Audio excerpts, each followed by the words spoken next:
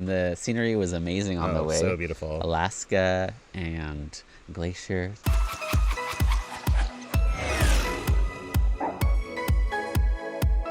So welcome to Whitehorse, way up in the Yukon at the top of Canada. We stayed at the Inn on the Lake, which is about a 35-minute drive outside of Whitehorse, but gave us a chance to sort of be in more of the true Yukon wilderness in this cute, rustic place that is gay-owned and operated, which is always nice for a gay couple like ourselves. And they've got canoes, kayaks, and bicycles that you can use on this lake right outside the property.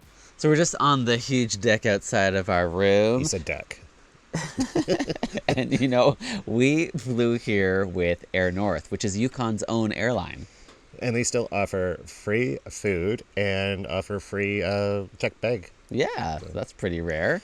Yeah. And it was a direct flight from Vancouver, just over 2.5 hours. No, just over 2 hours. Just over 2 hours, yeah. Yeah, so. And no time change, so no jet lag, so it's awesome. Yeah, and the scenery was amazing on the way. So beautiful. Alaska and glaciers.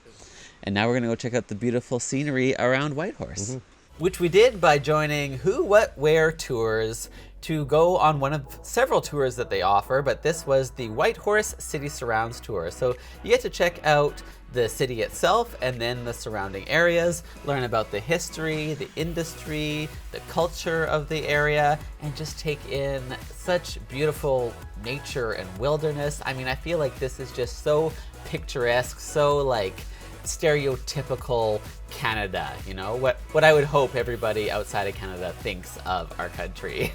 This amazing beauty. And our guide was actually born and raised in the Yukon, so we got a great local perspective from her too of this beautiful area. All right, we're back at the visitor center where we started. That was a great little tour of Whitehorse. Yeah, it's a great overview of the city. And we went past the Beringia Center, which is right by the airport. So yesterday, actually, when we got off the plane, we hopped in there to check it out, to learn about the animals and life here during the Ice Age. And the first peoples to arrive from Asia and Siberia or wherever. Yeah, there was land between Siberia and Alaska. It was so dry that the glaciers didn't form. Right. So they could cross. Yeah, and there were woolly mammoths that came over, and what else? The flat-faced bear, I think it was called. Yeah, there's all sorts of things. Elks, horses, all sorts of things. Yeah, and people, the first ones. And they must have been hungry when they got here. Speaking of hungry. Yeah, let's go for lunch.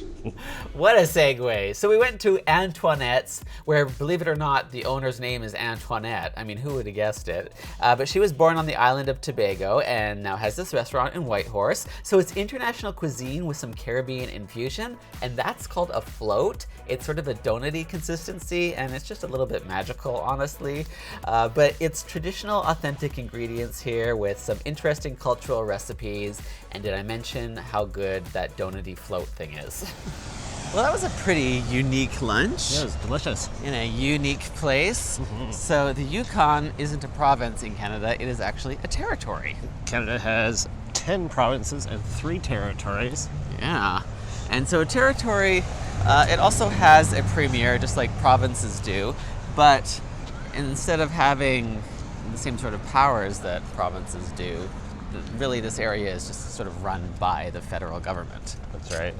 So a premier is very similar to a governor in the United States. Right. And there are territories for the United States as well, like Puerto Rico. I feel like that's a bit different. But anyway, that's all politics. Same idea, I guess. But now we are going to go check out the farmers market because it's just starting. So we spent the afternoon at the Fireweed Community Market in Shipyards Park, where their mission is to promote the production and consumption of Yukon products, and of course we were happy to consume them. They've got a big focus on supporting local entrepreneurs and small businesses in the area, and of course, like with all farmers markets, they're a way to directly connect consumers with the producers of all these great local quality goods, and it's run by a volunteer board on a nonprofit society. And now I'm with Katie at Klondike Kettle Corn, where we have Kettle Corn. That's right. It smells so good. And you put stuff on it too, right? Yeah, this week we have a popcorn bar set up and we are showcasing different products from around town. Some businesses are making things that taste really good on popcorn. So we have Freeport Jenny's bitters that we're misting the popcorn with. And we have some maple dust, some maple sugar that we're sprinkling on top. If you like a little kick, Luke from the Wandering Bison has made a gunpowder seasoning. Wow. Yeah, All right, this is not your average kettle corn. that's right. Okay, so I'm gonna take one of everything and then ruin my dinner before we go eat. Awesome.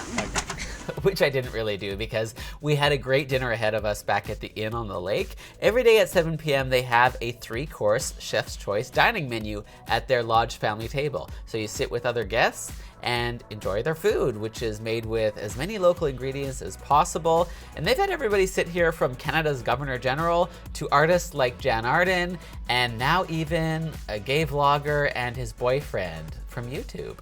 Well, that was a delicious dinner, and we came back into town because the sun doesn't set until like 11:30 at night here, so we might as well make the most of the long days. Enjoy that. Yeah, it's cool. Yeah, so we're at Yukon Brewing, which of course is famous for their beers, but we're having some cocktails. They also make gin.